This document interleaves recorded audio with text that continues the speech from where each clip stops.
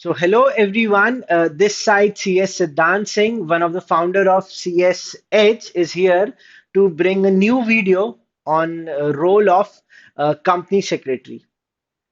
This video will tell you about where exactly company secretary being given a platform to work. अगर आप CS बन जाते हो, आपको कहाँ पे ट्रेनिंग लेनी चाहिए, कहाँ पे जॉब करना चाहिए, इस वीडियो में आपको ये चीज पता चलेगी। मतलब अगर मैं एक ऑर्गेनाइजेशन में जाता हूं तो मेरा रोल क्या है। तो चलिए आगे बढ़ते हैं।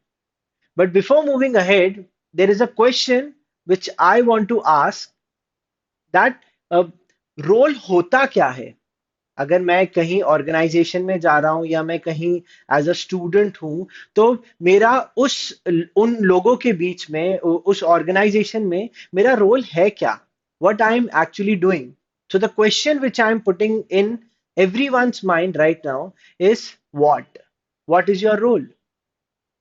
अगर ये क्वेश्चन का आंसर आपके पास नहीं है तो I am there to help you, so please ये वीडियो पूरा देखेंगे, इस वीडियो को आधे में ना छोड़ें। So the question is what is your role. तो मेरा रोल, अगर मैं नंबर ऑफ सब्जेक्ट्स पढ़ता हूं, जैसे if I am studying about finance, share market, banking, insurance, company law, securities law, total आप अगर आप करेंगे तो आपने टोटल 17 सब्जेक्ट्स पढ़ लिए हैं। मतलब एग्जीक्यूटिव और फाइनल्स प्रोफेशनल लेवल को मिला लें तो आपने 17 सब्जेक्ट्स पढ़ लिए हैं। इतने सारे सब्जेक्ट्स पढ़ने के बाद हर बच्चे का एक पसंदीदा सब्जेक्ट होना चाहिए। मैंने स्टेजेस ऑफ कंपनी सेक्रेटरी वाले वीडियो में क्लियरली बताया था। अगर आपने वो वीडियो नहीं देखा है तो अभी जाके वो वीडियो जरूर देखना।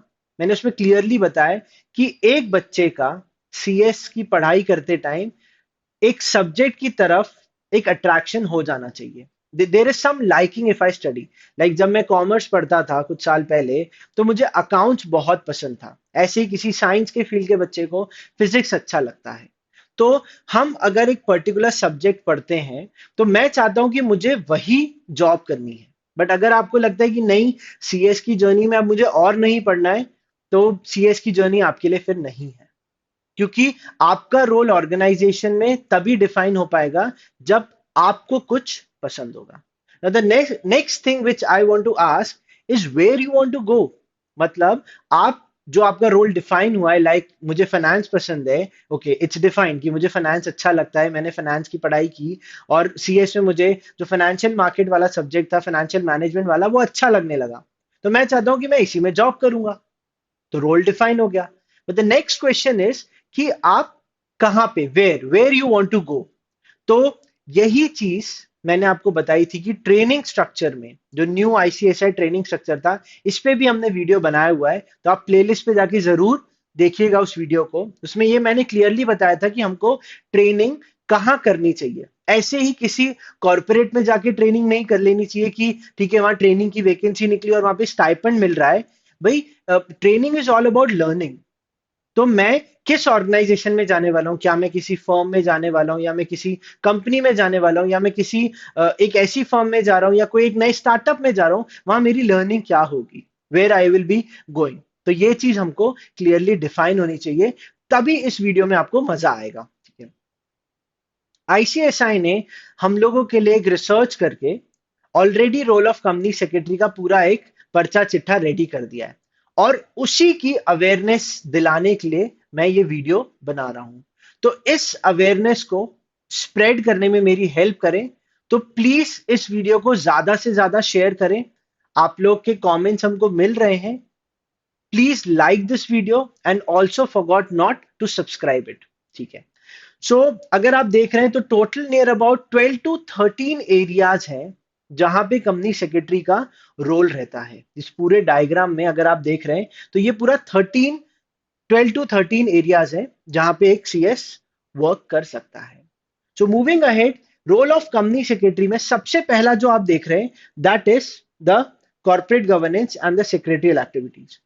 अब इस चीज में किसी भी स्टूडेंट को एंट्री करने के लिए आप ट्रेनिंग में कॉर्पोरेट गवर्नेंस के बारे में सबसे पहले पढ़ते हैं, फिर उसके बारे में ट्रेन होते हैं। जब आप 21 मंथ्स की ट्रेनिंग करते हैं। तो इसमें आप बहुत सारे एक ऐसे रेगुलेशंस हैं, गाइडलाइंस हैं, बहुत सारे ऐसे बिजनेस लॉज हैं, कॉर्पोरेट्स एंड सिक्योरिटीज लॉज हैं, जिसके बारे में आप प्रैक्टिकल नॉलेज गेन करते हैं।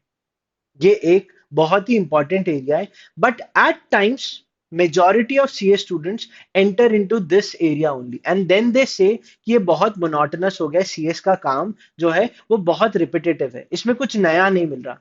डेफिनेटली आपको नया नहीं मिलेगा ना, क्योंकि अगर आप एक ऑर्गेनाइजेशन में जा रहे हैं, ये मैं पर्सनली बता रहा हूं, जब मैं सीएस पढ़ता था हमारे सर ने हमको बोला था कि जब तक आप किसी भी ऑर्गेनाइजेशन में वैल्यू एडिशन नहीं लेके आते, मतलब वैल्यू एडिशन कैसे होगा, on the basis of your knowledge and on the basis of your skill.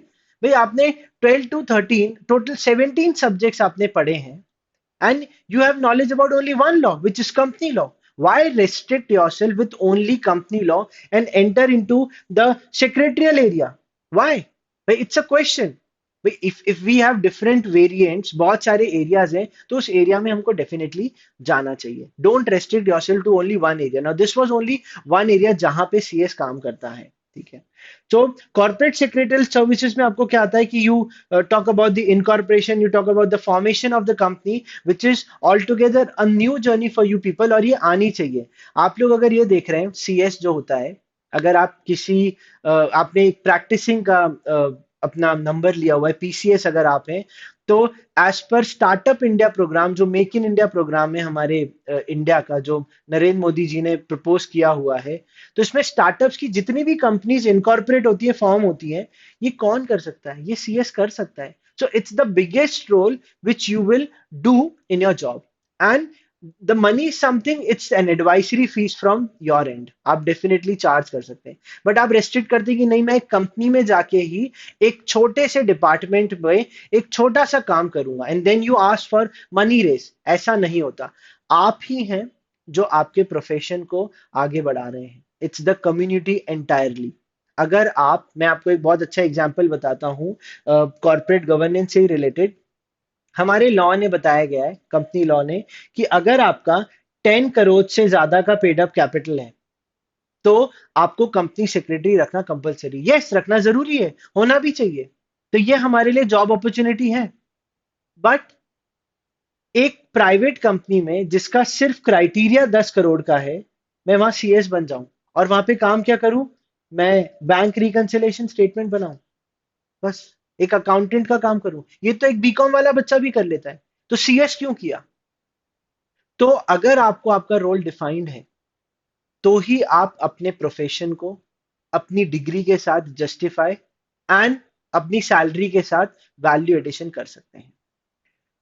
So corporate secretarial services में आप board meeting, general meetings, follow up action, security से रिलेटेड, ये सारा काम आप करते हैं। लर्निंग बहुत जरूरी है, होना चाहिए, क्योंकि हमने कंपनी लॉ में ये सब चीजें पढ़ी हैं, इसका नॉलेज होना चाहिए।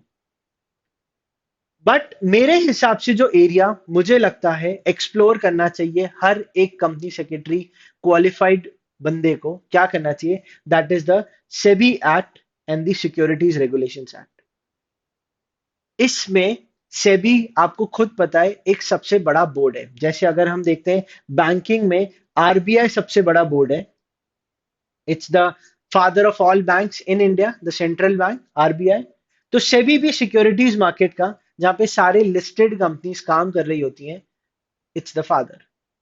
तो अगर आपको इनके रेगुलेशन से रिलेटेड, और एक चीज याद रखना, कंपनीज लिस्ट होना बंद नहीं होंगी, share market will always going to boom, ups and downs रहेंगे, सेबी एक्ट, सेबी के रूल्स एंड रेगुलेशंस रहेंगे, और इसका पूरा ज्ञान किसको रहता है, एक सीएस को। तो why not explore in these areas. Moving ahead, हमारे पास फेमा का एक्ट होता है, consumer protection act, depositories, labour, industrial loss, ये सारे लॉस के बारे में हम पढ़ते हैं। सेबी जो होता है, सेबी बहुत सारे सर्टिफिकेशन कोर्सेज कराता है, जिसमें ये इनमें छोटे छोटे सर्टिफिकेशंस मिलते हैं, और जब हम किसी एक पर्टिकुलर एरिया के बारे में पढ़ते हैं, तो हमको उसका नॉलेज होता है एंड हम ऑटोमेटिकली जाके उस एरिया में काम कर सकते हैं।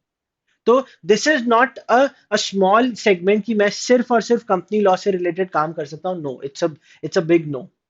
आपको अपने एरिया को और एक्सप्लोर करना चाहिए। Now We can all talk about IPR protection, intellectual property rights, जहाँ पे ट्रेडमार्क, कॉपी राइट्स, इन सब के बारे में बात होती है, इनके रजिस्ट्रेशंस होते हैं।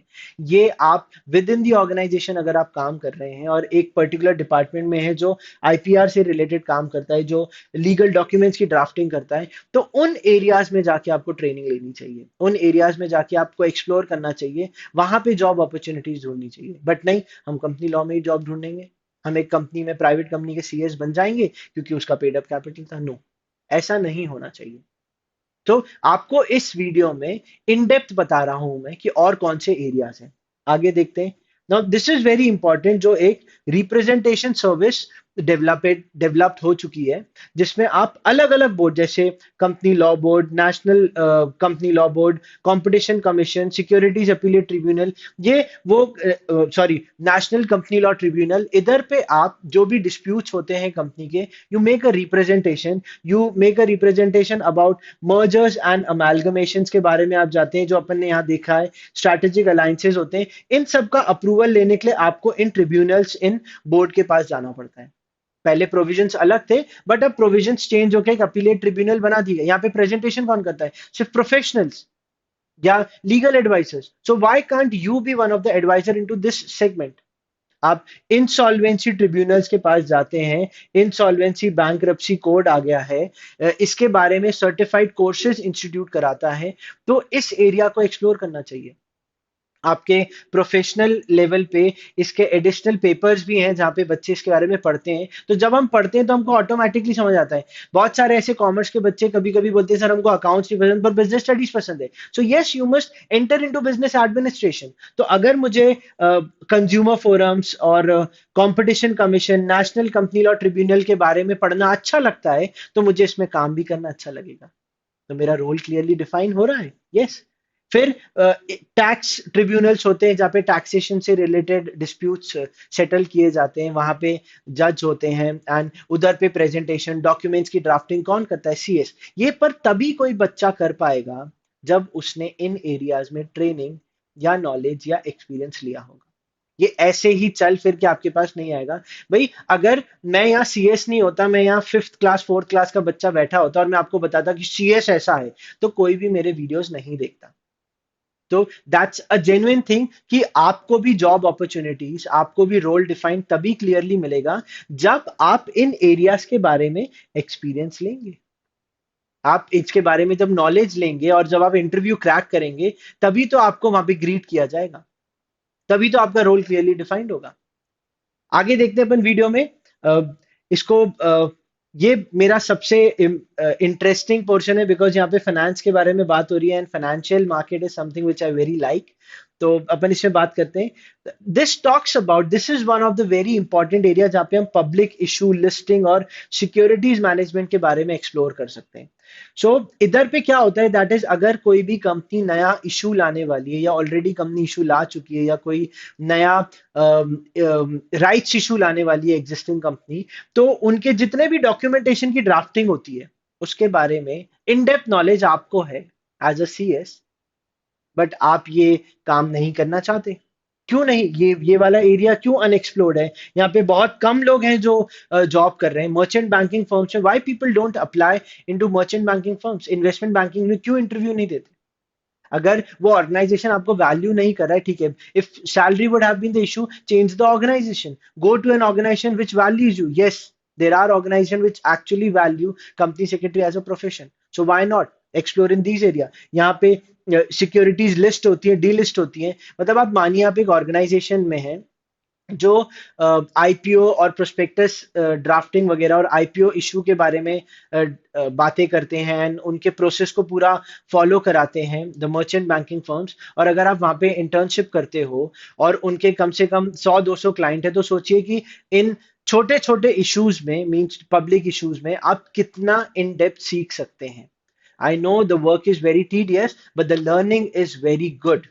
इनिशियली जब हम 1500 मीटर्स के लिए भागते हैं, 400 मीटर्स के लिए भागते हैं, तो स्टेमिना कम होता है ना, सांस फूल जाती है। तो यस, जब हम प्रैक्टिस करते हैं तो there is a lot of pain in the journey which we face, but that pain will definitely going to gain something in the journey. और आपको उसका इन डेप्थ नॉलेज हो जाएगा. And when you get the knowledge, why not to upgrade yourself by having some certifications.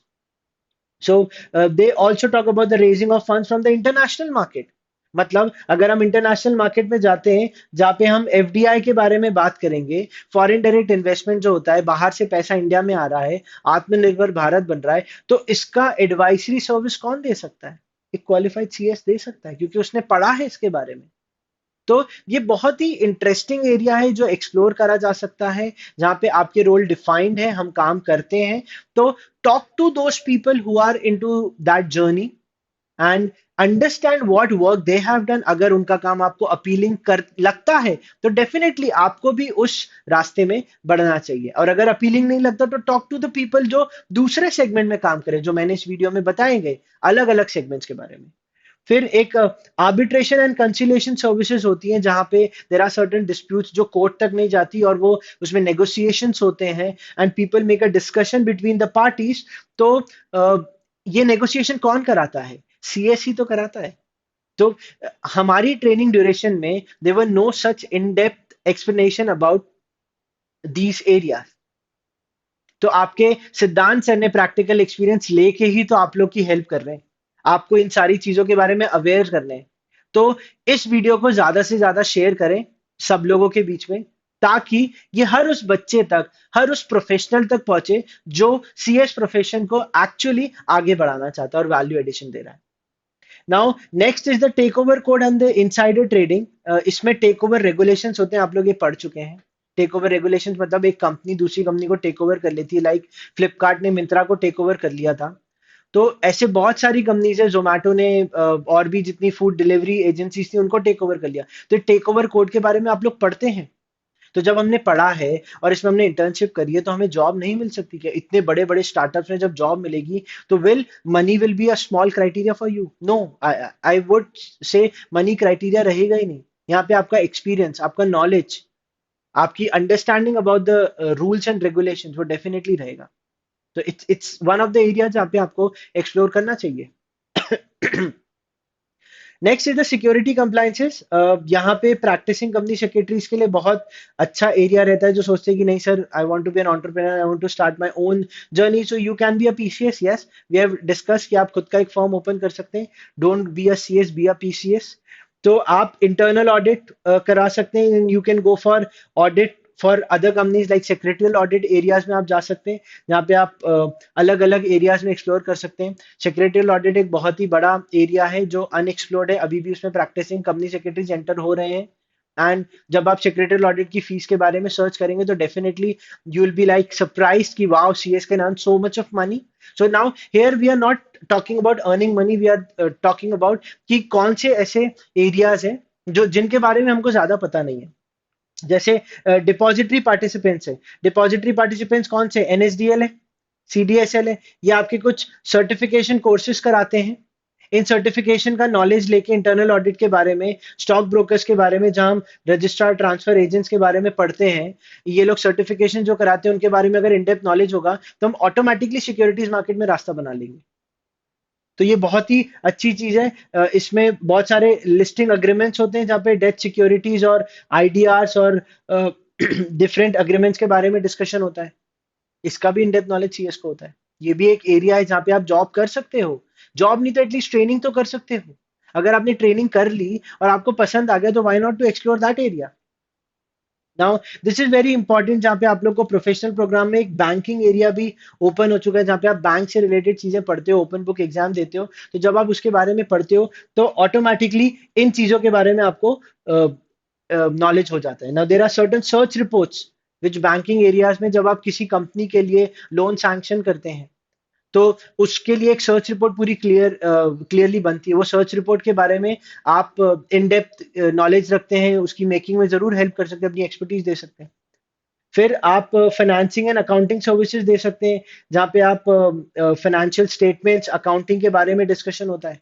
तो इसके बारे में अगर आप इन डेप्थ ट्रेनिंग लेते हैं तो डेफिनेटली ये एक एरिया है जो अनएक्सप्लोर्ड है.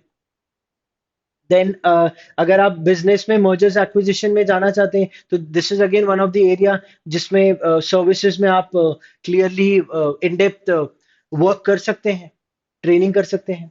Then there are certain internal audits, secretary to the audit committee. Organisation में ऑडिट कमिटी होना as per rules and regulation जरूरी रहता है कुछ कंपनीज में, स्पेशली लिस्टेड कंपनी में तो it is a compulsion by certain rules and regulations. तो अगर ऑडिट कमिटी है और ऑडिट कमिटी ने कोई से भी डॉक्यूमेंटेशन बनाने हैं कि कंपनी में कोई से भी अकाउंटिंग जो होती है, हमारे जो फाइनेंशियल प्रोजेक्शंस होते हैं, जो बजटरी कंट्रोल्स होते हैं, इन सब के बारे में हमने पढ़ा है, तो हम इनके बारे में भी डेफिनेटली ट्रेनिंग ले सकते हैं। फिर एक टैक्सेशन सर्विसेज होती है जहाँ पे आज इंडिया का सबसे बड़ा वन टैक्स रिजीम जो है वो जीएसटी है। why only the chartered accountants to be into this field? Why not CS?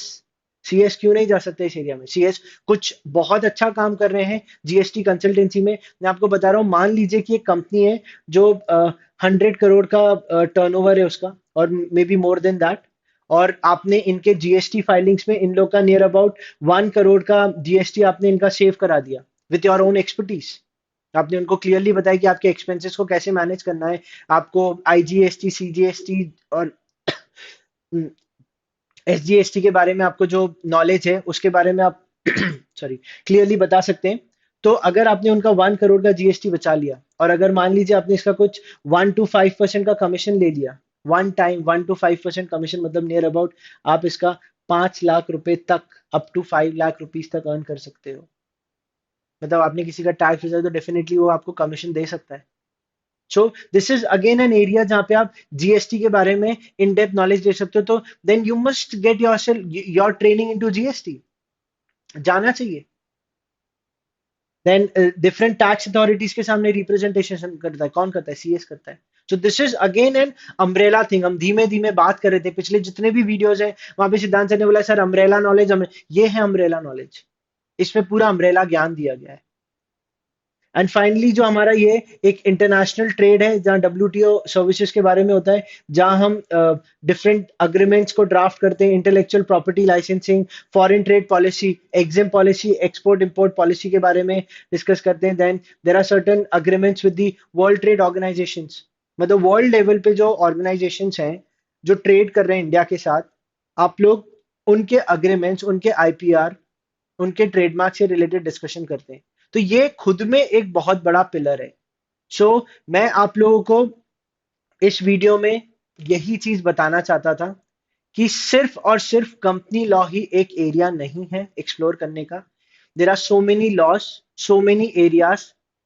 ऐसा लग जाएगा कि शायद लाइफ कम पड़ जाएगी, बट ये एरियाज अनएक्सप्लोर्ड रह जाएंगे। जैसे एक होता है ना कि हमारी जर्नी में मैं पूरा वर्ल्ड ट्रैवल नहीं कर पाया तो टाइम कम पड़ जाता है। सो ऐसे ही इतने एरियाज हैं जहां पे सीएस एक्सप्लोर कर सकता है, अनटैप्ड एरियाज है।